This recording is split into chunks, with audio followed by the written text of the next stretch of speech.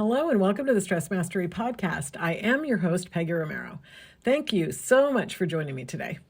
This week on the podcast, we've been discussing relationships. So we define relationships as the way in which two or more people or groups regard and behave toward each other, or the way in which two or more concepts, objects, or people are connected, or the state of being connected. Oh my gosh, isn't all of life about being connected? Relationships has definitely been a tough category for me. As the guy stated earlier this week, it's often the last of the 5 life categories to shift, and definitely the last of the 5 for me. Relationships are constantly changing and moving. We're all going through different things at different times. So this has been something that I've consistently had to work on. So career, finance, health, relationships, and personal spiritual development all have to be addressed if we're going to be able to create the shift in our life that we're looking for. If you're going to be able to live peacefully, we can't ignore any of them. That includes the relationships. So I've changed so much over the last few years. Like, most aspects of my life are completely different, and it has really rattled the relationship category for lots of people. It's kind of like a bear coming out of its den. I understand it's because I've had many struggles with relationships in my life, my entire life, and I've never really got it figured out. I was raised in a hectic and often chaotic home. We didn't have a lot of order. Conflict resolution, which should have been learned in the second stage of development, was never really taught to us. Our mom just told us to get over it, basically. So if we told her, Mom, he did this to me or that to me, or I said, I'm really upset or I'm really mad, her pat answer, I'll never forget it, well, you better get glad again. End of discussion. We never got to discuss, why this happened, or why did you say that to her, or why did you hit, your brother or sister? Why'd you beat him up? Why'd you take that from him? I don't remember ever hearing, oh my gosh, I'm so sorry that you're sad. Why are you feeling this way? Anything I can do to make you feel better? No, we didn't have any open discussions about how we felt ever. We were actually taught to brush it off, push the pain down, and get over it. And I really think, looking back, that probably had a lot to do with why my self-worth has never been so great. Not being seen or heard. I mean, my parents certainly didn't do anything to hurt us intentionally, so don't get me wrong. But they had 7 kids and didn't know what to do with us. And nothing was ever our own. I mean, literally, I've told you guys before, the first one up is the best one dressed. I think that might be why I get up at 4 a.m. still. I can't blame my mom, because 6 out of 7 of us wore 501 Levi's, 27 waist and 28 length for years. Our whole teenage life, that's what we wore. So it didn't matter if you put your name on the inside of the pants or put a dot on your sock or whatever. It wasn't yours. Whoever got it first, it was theirs. I mean, you were just SOL. She used to tell us she didn't have time to referee, to work it out. But unfortunately, we didn't learn to work it out, and we didn't learn how to respect each other or our things. Personal items. Like I said, I can't blame her. She just didn't know. But when you get older and you're trying to navigate new relationships, you don't have a foundation. So you're building all of them on this shaky ground. I mean, honestly, you don't know what a good relationship looks like or feels like. You don't know what it is to be respected. Never mind like having a relationship where there would be mutual respect. I mean, the problem is that when somebody else doesn't treat you quite right, you're already used to it. When someone else calls you a name or even slaps you in the face or pushes you down physically, it kind of seems a little bit okay. I mean, you're already used to it. It's all you've ever known.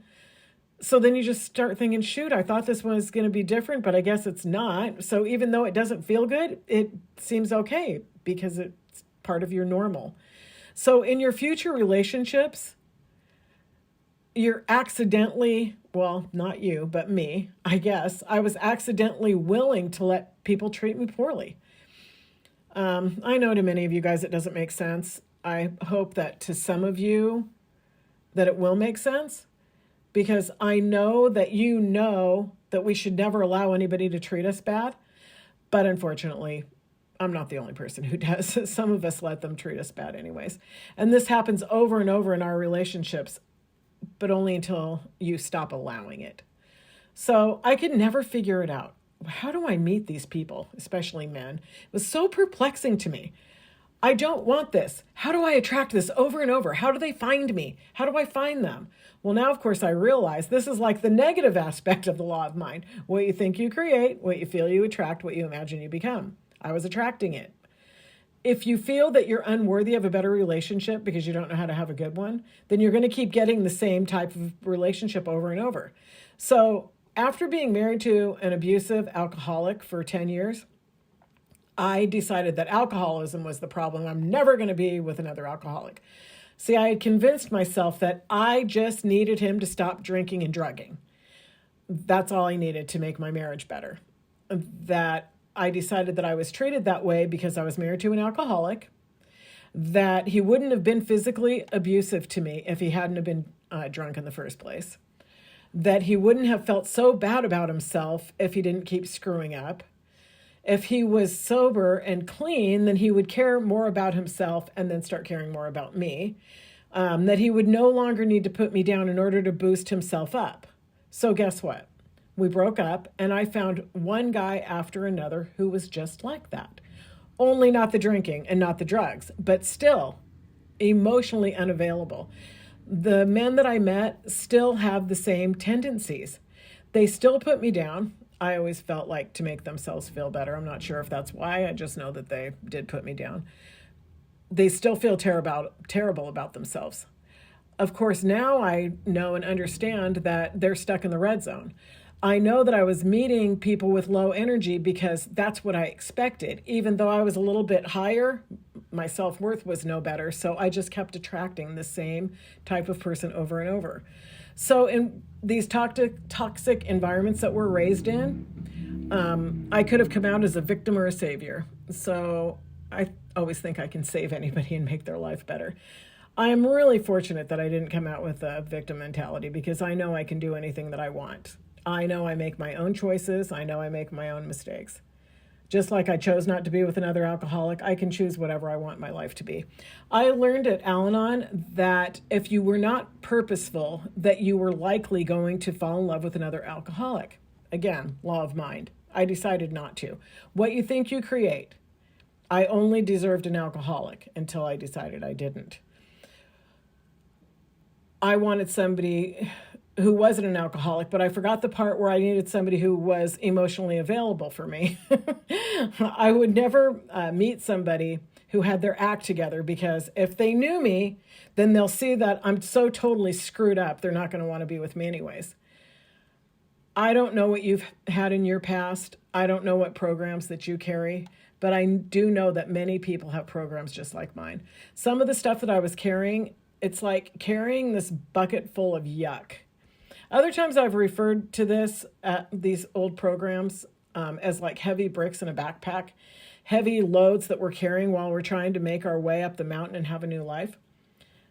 The thing is, we only have one bucket. And if your bucket is 75% full of yuck, then you only have 25% for the good stuff, and it keeps getting murky in the bad. So we need to have way more room than 25% for the good programs if we're going to live a happy, peaceful, and fulfilled life full of love and joy, right? The only way to find happiness then, since it comes from inside us, is to get rid of 75% of that stuff that doesn't serve us. That heavy load that you're carrying, it's all just programs. And thanks to Stress Mastery, we know how to let them go because we can't bury them. If you do, you're just going to shove them down to the bottom of your bucket. In order to create the shift in the relationship program, you have to start with yourself. What do you say about you? What do you think about you? What are you thinking about yourself? All those thoughts that nobody else can hear? Well, I want peace in my life. Finally, I just want peace. And not only that, I want other people to have peace. But I'm not going to be able to spread this good news of peace to the rest of the world and help create a shift in the planet if I don't have peace within myself. So I have to find my peace. And that means that I have to dig up all that junk, all those hurts and pains, all that stuff that I've pushed down for decades. It's got to go. But some of that stuff is down in there like hard as a rock from being smashed down in the bottom so long. That's the heaviness that we're carrying, right? We can't bury it. We need to get rid of it. And the only way to do that is to go through it. There are no shortcuts. The best way for me is to just use the let go technique, like allowing the pain and then process it and then be willing to let it go. No, it doesn't feel good. But once you release the program, it is gone for good. I realize how much more forgiving I am now just by going through the let go technique on so many different programs I've had. Like, am I willing to see this differently? If you can see things from somebody else's perspective and stop listening to your ego, you can really let stuff go. Forgiveness is a lovely thing. So I was living in the red zone for so long, I didn't even know it. So here I am trying to cover up all those programs, all the hurt, all the trauma, all the pain of my past. It's like putting on a smile, and then having roses on top. It's like wearing a mask 24/7 and afraid of letting anybody know who you really are. But for me, this led to waking up in the middle of the night all the time and just worrying about things. What am I going to do if this happens? What will I do here? What will I do there? It's self-talk, but it's the ego. It's not you. The voice in your head, the ego, it's like this total troublemaker. And the more you listen to the ego, the more trouble you're going to find yourself in. Oh, shoot, why did I say that? Or why didn't I say this? I'm telling you, I thought that kind of stuff all night long. And I used to ask myself, why didn't you think about this during the day when you were watching TV? Why are you awake now at 2 a.m. thinking about it? It's just horrible. I went through that for years and years without even realizing that I could change it. And the problem is your subconscious doesn't know what's real and what you've imagined. It reacts like it's real danger. And we all know the body supports the mind, right? So when you think something's crazy or, you're worried about something, whether it's happening or not, the alarm goes off. So now you're afraid. You're automatically put in restriction and all wellness is shut off. And I did this to myself for decades, lived in restriction. When I first got with Stress Mastery, my blood work was a mess. Complete adrenal shutdown, high cholesterol, high blood pressure. My numbers were beyond pre-diabetic. You can't be healthy if you live in the red zone every day, guys. It's impossible. I didn't even know I was in the red zone. I know I didn't feel worthy of any better than what I had. I know I had imposter syndrome, and I was always afraid that somebody was going to rip everything away from me. I knew that I ruined one relationship after another. I look back now and realize, yeah, I did have a chip on my shoulder because I was always waiting to defend myself. I was always ready to say why I did this or that, always on guard, always with the armor, always with the mask. So discovering that voice in your head is a big part of healing. The awareness, you can separate the eyes. Is this me or my ego? Who is talking? Who has conscious mind control? The ego is full of negative self-talk, and you have to nurture yourself. You need to listen to the real you. Refuse to listen to the never-ending chatter of the ego. It's designed to keep you in fear. So stay tuned in. Be aware of who's talking. That will just make a change in your life. Let those thoughts just go right by you like they're a cloud. You don't have to think them just because they pop in your head. Might as well let them go because they're not real anyways. These programs, they were set for us. And remember, they're set in stasis. They're designed not to change. They're designed to stay there for the rest of your life. Yes, we are designed to stay in the comfort zone, even though the comfort zone is not at all comfortable. Even though there's so much more life waiting for you outside of that cage. But you got to be willing to take off the mask, take off the armor. And me trying to do that and then self-authoring my own life has been amazing, but you have to stay on it every single day. It's my heart's desire to let my light shine through. So ask yourself, who am I really? How will I serve humanity? How do I serve the rest of the world? I'm not here to live 80 or 90 years and die. I mean, in the end, what are people going to remember about you? Because I think it's our relationships and how we make people feel that matter. It's really funny.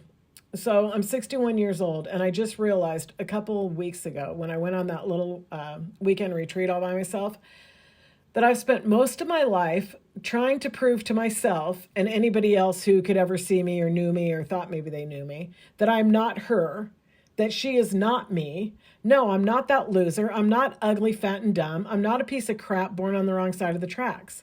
I'm not just a wife. I'm not destined to be poor forever. I'm not actually stuck in this place because you said so. I'm actually not in over my head. I am able. I can do better if I try. I can actually win. I can have my own money. Yes, I really can do it. I think that was me trying to bail the yuck out of the bucket. But in all that declaring of what I was not for all of those years, I never actually decided who and what I was. If I'm not her, if I'm not that Peggy, the one that I was programmed to be, then who am I? So I spent 57 years in force and strife, trying to prove that that's not me. I'm better than that. And now I realize that in all that trying and all that force and all that effort, I failed to understand my true self. I never decided who I was. I never decided to live out my life as who I truly am. So I don't want you guys to get lost in that. It's so important to empty the bucket. Like if you're full of 80% of no, that's not me, that only leaves 20% for the yes, this is who I am. So I'm working on emptying the rest of my bucket and filling it all with the great stuff.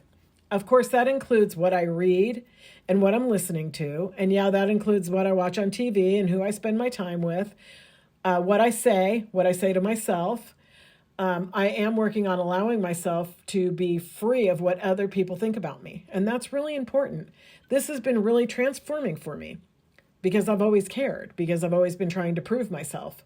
So fortunately, what I do now, I do for myself. Connected to my purpose, of course. I'm not talking about being selfish. I'm talking about selfish with a capital S. So I realize that I no longer am just constantly trying to prove stuff to other people. And you don't have to prove anything to anyone either. You get to just be you without the fear of what they think. And the thing is, it's actually none of our business what other people think about us. We can't change it. Another thing that I've worked on when I was on that little retreat was how often my mom used to say, oh, shame on you. Shame on you. I don't think she really meant to cast shame on us. I mean, not really. She just wanted us to stop the behavior. But it did put shame on me. I carried shame with me. I felt ashamed of who I was, of being poor, of being beaten up, and I don't know, not having stuff, and just all of that. I was ashamed of who I am. And no child or adult is meant to be ashamed or to feel shame. Having shame is a very negative energy. I mean, seriously, check it out on the Stress Masteries energies. It's below 30. Shame is a low red zone. It's the regret program. Shame, unworthiness, dirty, broken, unwanted, no way out, empty, embarrassed, humiliated, or suicidal. Oh my gosh, did I really deserve that? I didn't do anything that bad. We can't live our life in regret and be happy. It's impossible to find peace in the red zone. I mean, crazy, isn't it? We don't mean to mess up our kids, which is a really important relationship that we have. We do it accidentally. So I wish that on our way out the door when we were moving out that Mom would have said, okay, shame off you. I didn't actually mean it. I'm not ashamed of you at all, Peggy. And you know what? She would have if she would have knew how much it affected me. And I don't know if it affects my siblings. I didn't ask them, but I assume that it probably does. Here's the thing, though. I can say shame off me. I can reject shame. I can push it away. I can let it go. And you can say shame off you. You can let go of all of the programs. Empty your bucket of yuck so you can fill it up. Top it off with wonderful positive things.